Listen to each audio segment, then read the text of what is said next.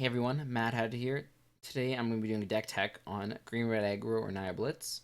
And this is basically a zoo-like deck that just tries and kill your opponent very quickly with very aggressive creatures. This deck has been around since Battle for Zendikar because that's when Bushwhacker came out, but it wasn't very good after the Mon Pro Tour because of Eldrazi and the Eldrazi Winter and everything. But now that the ban list has been updated where Ivugan is banned and Ancestral Visions and Sword of the Meek are unbanned, I think this deck is very well positioned. If we take a look at the deck, we can see that it has 4 Wild in the Call, 4 Experiment 1, 4 Crit Ape, 4 Goblin Guide. That's 16 1-drop creatures, very aggressive. You always want to play a 1-drop on turn 1 and sometimes even follow it up with 2 more 1-drops on turn 2. Looking at the other creatures in the deck, we have Flinthoof Boar, which is a 3/3 for 2, good rate, and Burning Tree Emissary, which is kind of a key card in this deck to why it can get so aggressive. Is it's only a 2/2 for 2 by itself, but when it comes into play, it adds green-red mana to your mana pool, meaning you can cast more spells on turn 2. So a lot of times you'll go Burning Tree Emissary into a Flinthoof Boar, into 2 more 1-drops, or into Reckless Bushwhacker. One of the combos, of course, is Burning Tree Emissary into Reckless Bushwhacker because with green red, you can play the surge cost on Bushwhacker, and instantly all your creatures get haste and +1/+0. So it's very good to go turn 1, like 1-drop, Curd Ape, turn 2, Burning Tree Emissary into Bushwhacker, and then your Burning Tree Emissary has haste as well as +1/+0, and you can get in for up to 7 damage on turn 2.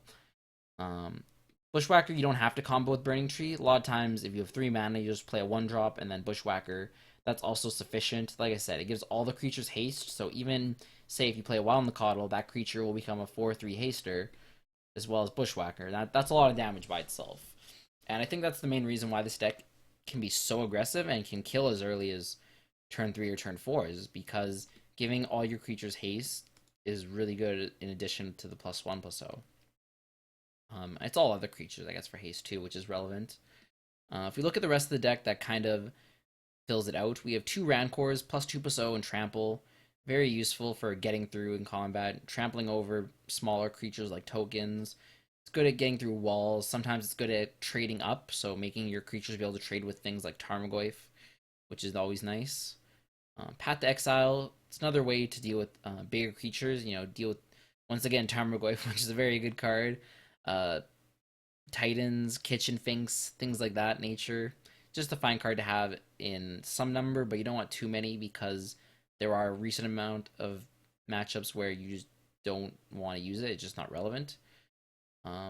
Then if we move up, well, we have Lightning Bolt too, but Lightning Bolt's just consistent burn spell, kills creatures, kills players, very good.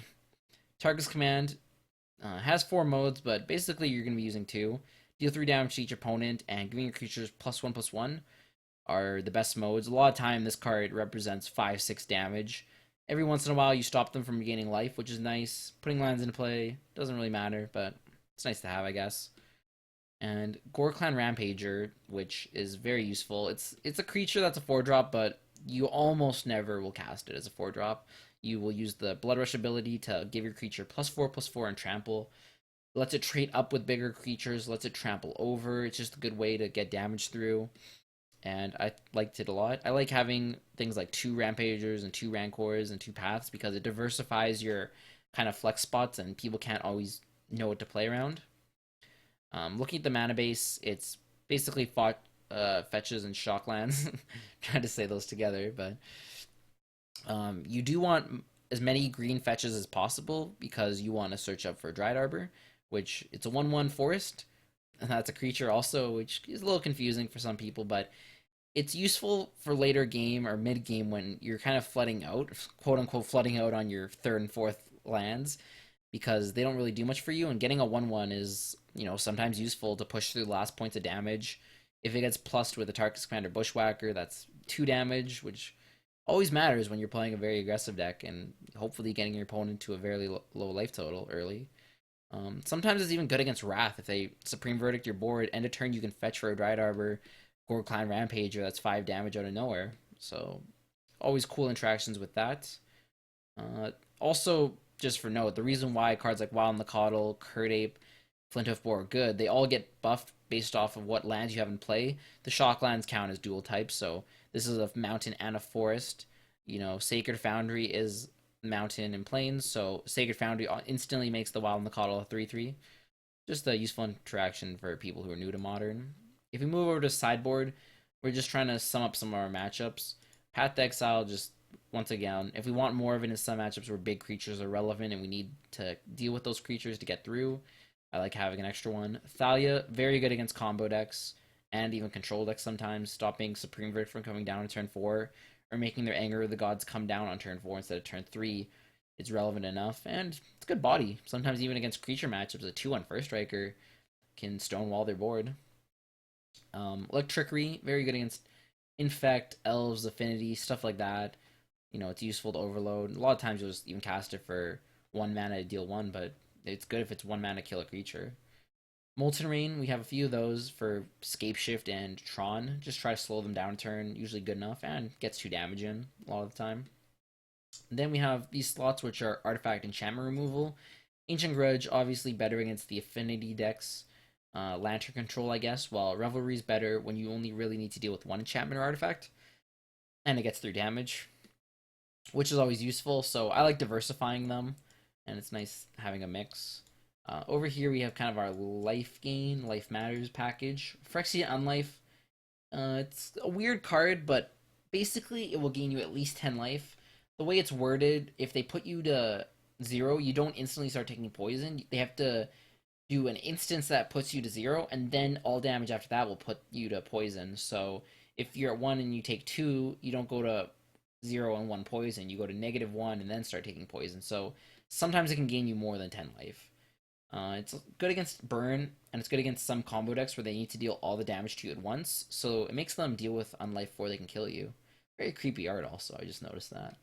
If you look at Lightning Helix, that's more for creature matchups. So like Burn, the Mirror Match, Merfolk, stuff like that, where you're just both aggressive decks and killing another creature and gaining life is relevant.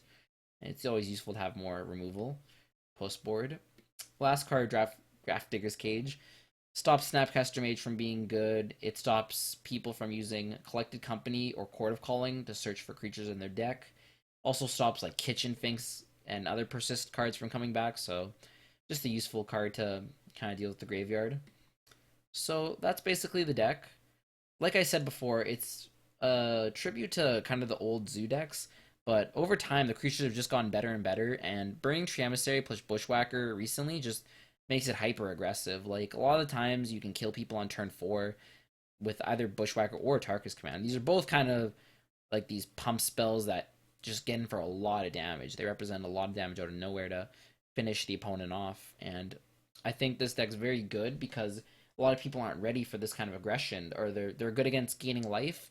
But by having a lot of creatures instead of burn spells, you have continuous source of damage instead of burn. So cards like Unlife are very good against burn. They're not as good against you because, well, you need to attack them for an extra turn, while burn might actually just run out of cards, things like that. And also, a lot of your creatures are very big. They like Curd Apes, Experiment Ones, Wild Nacatls, Flint of Boar. These cards don't die to Pyroclasms. They don't die to Electrickery. So they need to have these bigger wraths to deal with it. And a lot of times, people's decks might be playing removal that isn't sufficient to deal with 3 toughness creatures, or multiple 3 toughness creatures, or too slow to deal with 3 toughness creatures. You know, every time they have to use a 2 or 3 mana card to kill a Wild Nacatl, they've wasted more time and they've used their resources less efficiently than you have. And I think that's why this deck has been doing so well recently. On Magic Online, on GPs, on SCG events, it's been doing very well. And I think it's a sweet aggressive deck if you just want to try and catch people off guard, and it does some crazy shenanigans with things like multiple Burning Trees into Bushwhacker. So I'm going to do a league match, a few league matches actually, to show you guys just the power of this deck and how it plays out. And I hope you guys enjoy the deck tech, and I hope you guys enjoy the matches. I'll see you around.